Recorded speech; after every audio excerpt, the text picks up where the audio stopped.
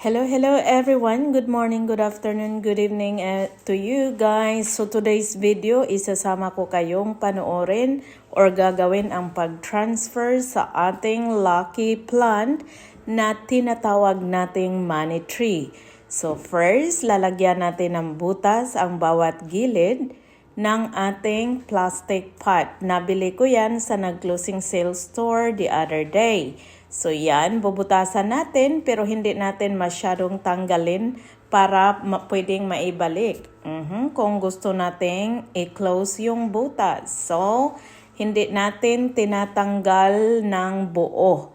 Nilalagyan lang natin ng butas ang bawat kilid para lalabas yung tubig at saka pwedeng isara kung gusto nating i-store yung tubig. So yan.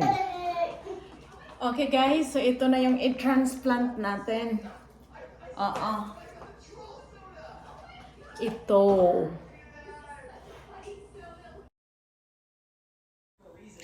Ayan na, naka-gloves na tayo. Pero alam nyo ba yung mga tinatanggal ko dyan? Yung mga bato-bato. Tinanggal ko muna bago ko nag-start mag-hawas sa yuta. So, binawasan ko muna yung lupa at nilagay ko dyan. So, sinabi ko dyan na yung pagbili sa money tree na yan, maliit pa. Ayan na si Bulinggit. Guys, nilaro-laro na naman yung cellphone ko.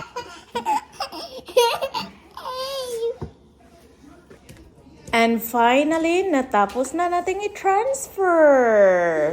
Ang galing. Nadagdagan na ng 2 stem. Actually, 3. 1, 2, at saka 3. Ito ang pangatlo ito. Kasi nung binili to ng kaibigan ko, ito lang. So, 1, 2, 3, 4, 5, 6 stems. Ngayon, siyam na siya, nadagdagan ng 3. O, laki nga. Wow!